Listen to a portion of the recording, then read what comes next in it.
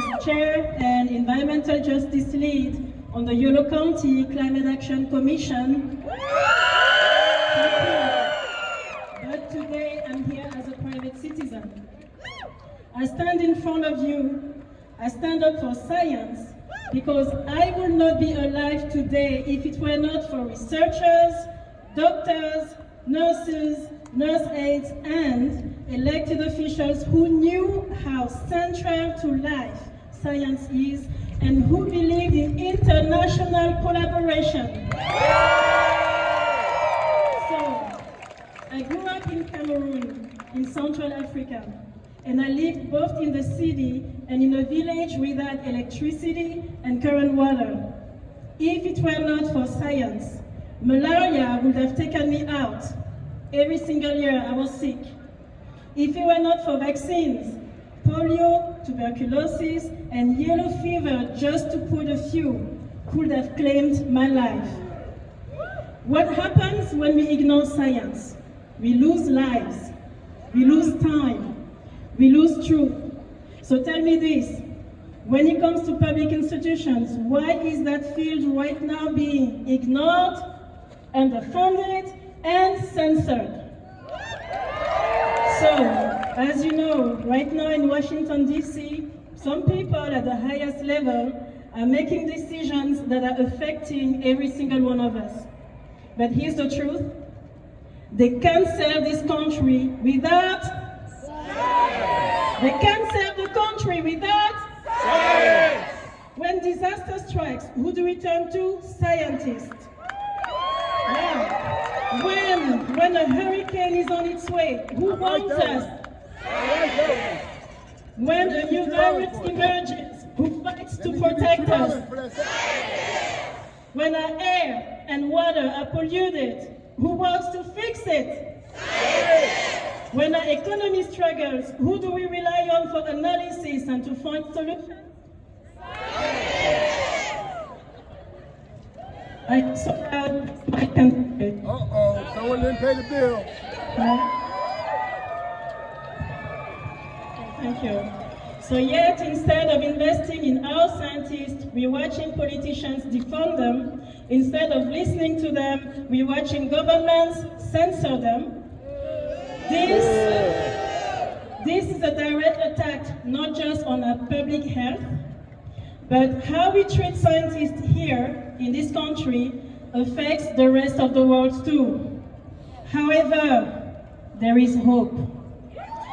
Yeah. And I am looking at it.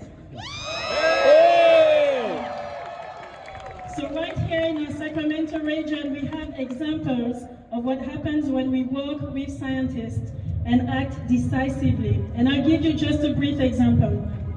In 2020, the Yolo County Board of Supervisors set an ambitious goal of achieving carbon negative footprint by 2030 with a focus on equity and justice. This led to the creation of the Climate Action and Adaptation Plan, a comprehensive roadmap to reduce greenhouse gas emissions and to boost a community's reliance against climate impacts like higher temperatures, wildfires, floods, and droughts.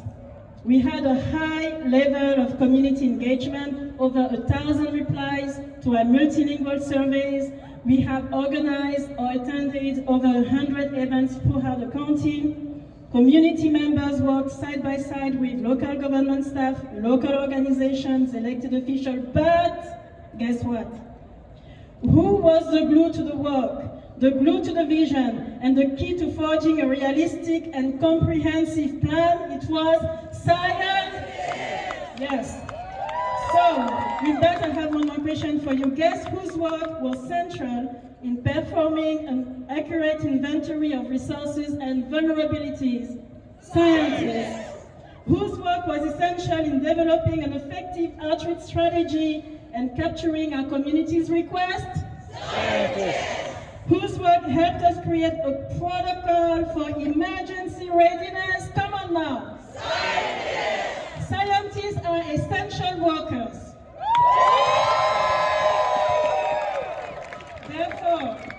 Therefore, we the people demand the restoration of federal better scientific funding. We, the people, demand an end to government censorship in research. We, the people, demand an end to attacks against diversity, equity, inclusion, and accessibility programs. And instead, we demand the protection of our diverse voices in science. I'm making this commitment to you. I'm going to use my voice and all the platforms that I have to support you and to support us. But I'm asking, what are you going to do? If you have a voice, you have power. Use it. If you are on social media, you can bring people together just like you did today. You can amplify the truth and you can fight disinformation. Use your voice. If you can't leave your home, but you have access to a phone, you can call your representative, you can join a phone bank initiative. Use your voice. And last but not least, my point is, no action is too small. There is always something we can do. There is strength and power in coming together like today. There is strength and power in numbers. So let's keep fighting. Let's keep